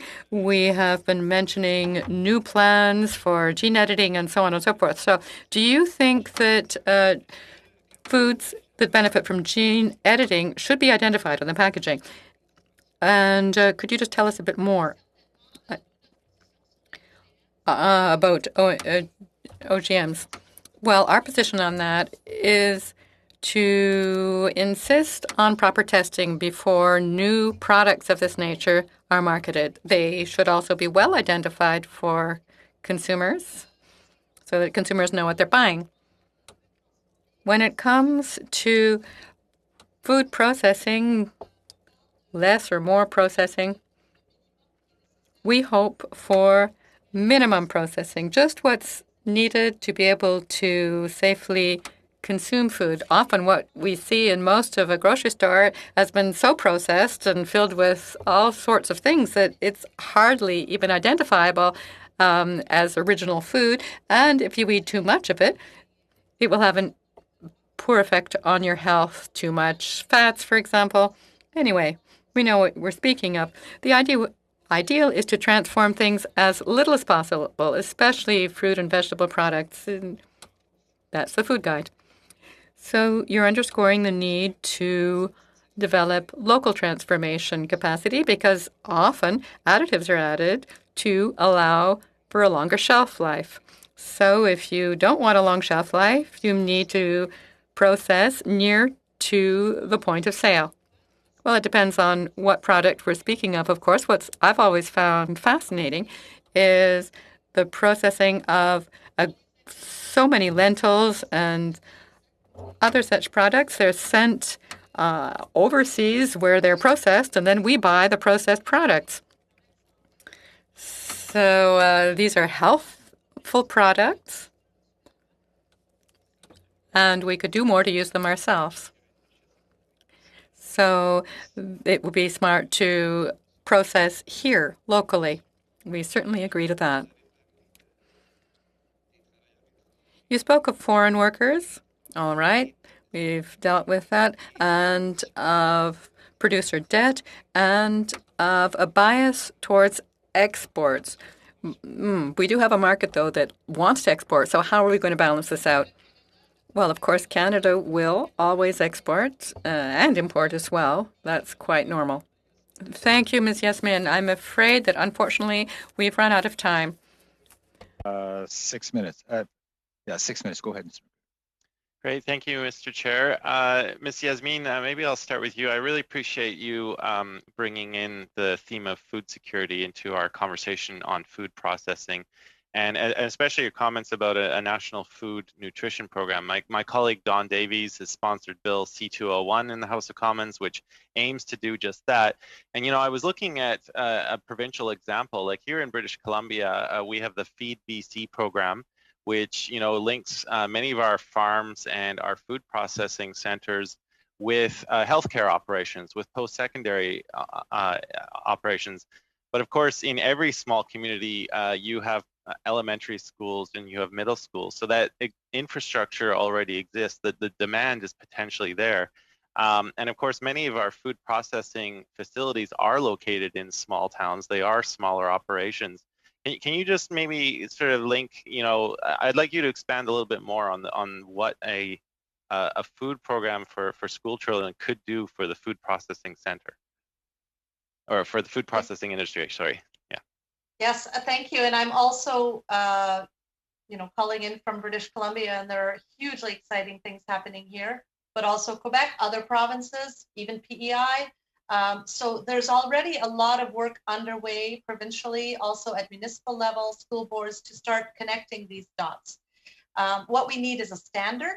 We need a standard. We need some principles around how to roll this out. We need, the Coalition for Healthy School Food has a brief that we co-submitted with them before Parliament for a cost-shared approach. So since there's already investments being made, it's not necessary for the federal government to pay the whole bill. There's opportunities there. And so there are, again, infrastructural issues around connecting schools with producers and processors. And this is already happening on the ground. So there's, again, no need to invent the wheel. It's about really gap filling and making sure that, all of our children have access to a healthy snack or meal at some point within the school system. The same could be said for hospitals. McConnell has a whole program called Nourish around hospital food. Hospital food is notorious, isn't it? I mean, we know about hospital food. I mean, yeah. So the one place where we should be eating healthy. We've all had that experience, yes. So there is a movement to kind of, bring in that healthy eating strategy into the hospitals, and also build up our local economies and the producers and processors, supporting the particularly small scale producers and processors as a result. I also want to cross over into the food policy for Canada. We've had a few witnesses on our study so far talk about things like federal programs like the Local Food Infrastructure Fund and the money it produces to help smaller scale processors maybe upgrade their facilities and so on. From our position as a committee, we ultimately want to deliver a report in the House of Commons with some clear recommendations. When you're looking at the existing federal landscape as it exists under the food policy for Canada, are there any further recommendations you think we could make? Like, do programs like the Local Food Infrastructure Fund need to be expanded? Anything you can add to that? Well, I think the pending nominations, hopefully soon, of the Canadian Food Policy Advisory Council will help connect the dots federally, because there's a siloed approach, not just within Agriculture and Agri-Food Canada, which is one department. With the food policy is small potatoes. The programming money is small potatoes, if you'll pardon me, the analogy, compared to the Canadian, CAP, the Canadian Agricultural Program. But the whole food system needs to be viewed horizontally, as I said. It can't just be seen as agriculture and agri-food. You have to look at the health dimension. You have to look at the economic and social development. You have to look at environment. So it does require, and I know it's hard to do. I used to work in government too. It's hard to work horizontally. The structures are so vertical, but that is absolutely what's needed. And if we're going to meet our climate change targets, if we want a healthy population, if we want economic resilience and true economic development that doesn't just benefit a few. We want real, cross-cutting opportunities across the board for women, for everybody, minorities and Indigenous peoples. Then we're going to have to operate systemically.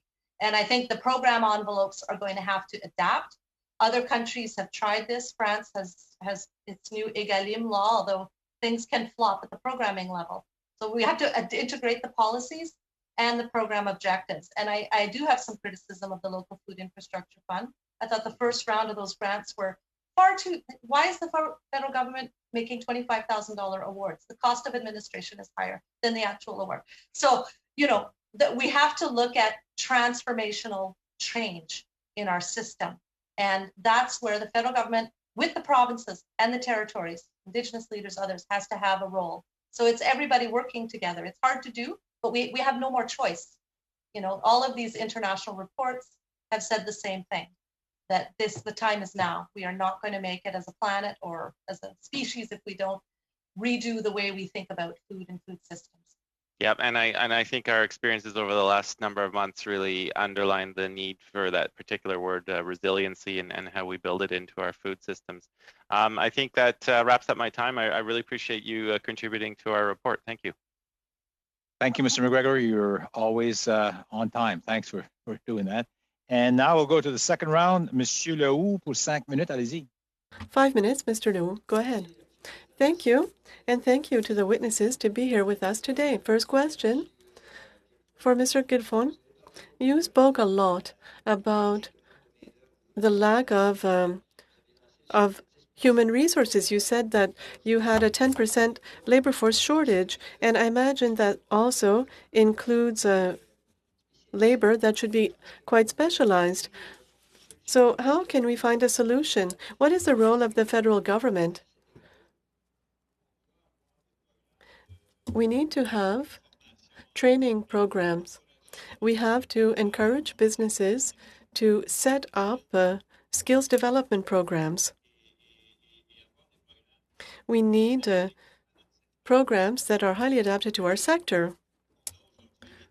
Today we have foreign workers, but this is mostly for Canadians that for work that Canadians no longer want to do, really. And we need programs for skill development. So should we work on training or more automation within businesses? I understand that you're going to say we need funding for that. No. If you talk about automation, the food industry is not really huge businesses. Mrs. Yasmin is speaking to this, and there are many small businesses in the regions, but automation of these smaller businesses is very difficult because they're small businesses. To have automation, it has to be efficient and cost efficient. So there are programs for automation within the federal government that could be used, but and then we're supposed to create jobs. So what, you're going to fund an automation program and it's going to cut jobs, and you're doing this to reduce your labor force needs? No, we can't use these programs. So it's a lack of coherence in this dynamic, that there's a lack of labor. Yes. So what would be the solution? There is a solution. I work at the round table, and we want to create a committee on labor that will study this, especially education and the attractiveness for youth to work in the food services sector. We have to look at the entire file. Yes, but if we look at pre-COVID, there was already a labor shortage. So how can we solve this? Even here on a Canadian level, we're going to have to turn to foreign workers. Foreign workers are going to continue to come here. We have to stop setting limits at 10% like we have in some sectors. You're raising this on behalf of your businesses? Yes. It's clear. This year it's even amplified with COVID, but it already existed. We need to stop this. Canadian businesses, we have to stop this myth that Canadian businesses are hiring foreigners to save money. That's not the case. Temporary foreign workers cost us more than local workers. Okay, thank you. I have a question now from Mrs. Yasmin. When you talk about the issue of food processing and to have this on a smaller scale in communities, there's the issue around regulations and the application of the regulations. Do we have enough resources at the Canadian Food Inspection Agency? Where is the problem exactly to allow smaller businesses to start up processing activities? I've heard tell that regulatory aspects are quite heavy, are quite cumbersome for smaller players in the industry. I'm not an expert on this, and it's actually outside of my mandate, but I would encourage you to explore the issue further. Yes, but in the end, if we want to increase the processing capability on a smaller scale operations, we're going to have to target the problem and intervene at the correct place. Answer, yes. Oftentimes, the regulations are more general. They're for everyone, except for smaller players. Oftentimes, policies, programs, regulations are set up because there might have been but in the smaller local slaughterhouses, I mean, they exist. There's not a lot of them, but they do exist. But a problem that I hear from these slaughterhouses is that it's hard for them to have CFIA inspectors. Yes, that's true. And I know that other witnesses have spoken to this. There was a Nationals Farmers meeting. Thank you, Mrs. Yasmin. Thank you. Mrs. Bessette, 5 minutes. Go ahead. Thank you. I'm going to ask a few questions on this same line of questioning as Mr. Lehoux. Thank you. Thank you to the witnesses. And my question is going to be to you have a processing plant in my county. The government implemented the pilot program on agro-food in order to facilitate the retention of labor. Is this a road to permanent residency for foreign workers? How could this program benefit businesses such as yours? It does. It's extremely beneficial for organizations and businesses such as ours. And we use this. We have foreign workers that come every year for 4, 5, 6 months. And now we have foreign workers that come for 1 year. And if we're able to have these workers immigrate, that's even better because they're filling positions that need to be filled. We need labor for these. And to make this program more accessible, more easy to access, more fluid, it'd be very interesting for meat processing plants and others. My next question, could you speak about your processing plant and what are the challenges for regional processing, especially when we talk about your capacity? Well, and I come back on labor, and it's clear because our industry, our processing industry is oftentimes in this situation. And we have less and less young people that live in the regions or that stay there. And so it's hard for us to retain this labor force to stay and work. So this is a huge issue. Afterwards, we will have environmental infrastructure and others for larger processing plants, but we consume as much water as a municipality. If you have a good processing plant, we have a partnership with the municipality for wastewater treatment, and so we work together to do that. So these are the challenges that we have. So the needs that we can have for smaller businesses, it's difficult. It depends. So for larger processors such as your company, how could the government facilitate your operations and encourage your growth, more generally speaking? Well, already, it's for us, but it's for smaller processors as well. I was talking about the ethics code. We need, I mean, Canada's already a small market. It's a very concentrated market. There's not a lot of venues for Canadian processors if they have really hard negotiations with large distributors. So I think we should export more. And it's clear that for me, the code of conduct is extremely important. Because today we talk a lot about the smaller businesses and encouraging them, but it's very hard for them to negotiate with larger companies. It's extremely complex, actually. Thank you.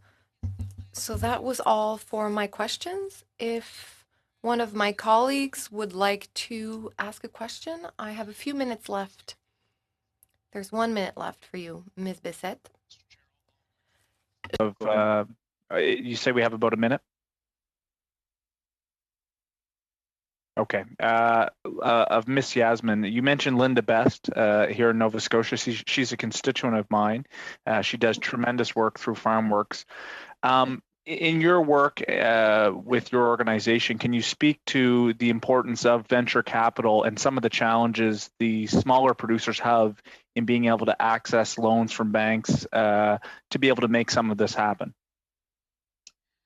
Well, again, you know, my understanding is that this is definitely a barrier. I mean, it's outside the scope of our mandate as a more civil society oriented organization, but from our networks, we have learned that access to land and capital is a big barrier for small producers and processors.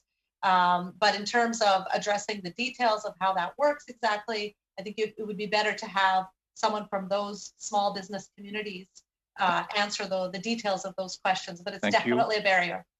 Thank you, Ms. Yasmin. Thank you, Mr. Blois. Et maintenant, Monsieur Perron pour... Mr. Perron, you have 2.5 minutes. The floor is yours. Thank you very much. Mr. Vielfort, you insisted on the importance of implementing a code of conduct. You also spoke of labor shortages. I would now like to speak of reglementation.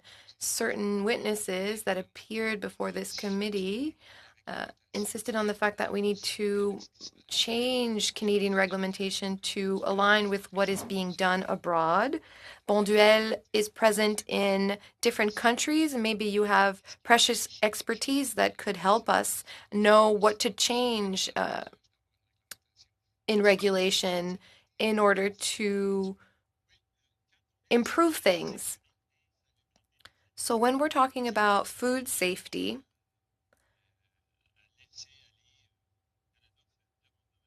Canada's doing excellent work. And this adds value to the Made in Canada brand or Processed in Canada brand that has a certain value when you're exporting goods. But when we're speaking of products used in Canada, we really should align with what's being done abroad, because when we don't, and for example, we have a large competitor in the US, and Bonduelle is a good example, we are forced to use products that are approved in the US but not approved here in the country, and so it becomes very difficult to manage stock, etc. And so we really would have a great advantage if we could align our regulations with regulations abroad. And we really speak of products that would not be authorized in Canada because it's not worth the cost. Canada bases its decisions on research done elsewhere abroad, and so it's not because we would, for example, refuse the product, because sometimes the product is even of a higher quality, even for the health and in terms of health and safety, but businesses will not invest to have this product approved in Canada. How do we improve this? Do you have any recommendations? I think we could collaborate with different agencies like the FDA, the CFIA. They could collaborate together to improve the regulatory framework. I don't think that we need to start the research anew. I think we can really take inspiration from research that's been done abroad. Thank you, Mr. Chair. Ms. Yasmin, I was just, when you're reading through your report, or Food Secure Canada's report about, how we build those sort of resilient food webs in local and smaller communities. When Food Secure Canada is interacting with the many organizations involved in food security and small farmers, what kind of feedback are they needing? Like you already talked a little bit about the access to capital, but what about some other models like the cooperative model? Like, are they just looking for the capital funds to get a facility built that will then allow them to take their business to new heights? I'm just wondering if you can expand a little bit more on that for the committee's look at this issue. Well, I think there are lots of different models out there. There are some cooperatives and social enterprises. There are just regular micro, small, and medium enterprises that are part of their local communities. Some of the challenges I've been hearing about recently are distribution, like who controls, the distribution. Cisco, GFS are really, really big players. There are now some alternatives to those distributors that are now servicing smaller producers and processors, because again, sometimes the logistics, it's, the last mile logistics and last kilometer logistics and everything. So I know that there are some challenges there in terms of be able to access distribution networks. We talked about retailing as well. And again, this is a bit outside of the scope of the mandate of my organization, but there are all sorts of challenges in terms of getting into your products into retail because of maybe some kind of regulation of CFIA and whatnot. So those are also issues. So there's a host of, again, it's like how is the system designed? What are its objectives? Who's at the table when policies and programs are developed? I mean, I think that's the key message. I'm not necessarily the best spokesperson for the business side of things. So I would encourage you, that's the best I can do within my mandate, but I would encourage you to hear directly from the very small scale producers and processors. Okay, I appreciate it. Thanks so much. Thank you so much, Mr. McGregor. And this is unfortunately all the time I have, but I certainly want to thank from Bourduel Americas, Daniel Villefort, and also from Food Secure Canada, Giselle Yasmin, for your perspective on how we can improve our processing capacity in Canada. And that is all that we have. So on that, we shall say goodbye to our committee until Thursday. So everybody have a nice end of the day, and we shall see you the next time. Thank you, Mr. Chair. Thank you.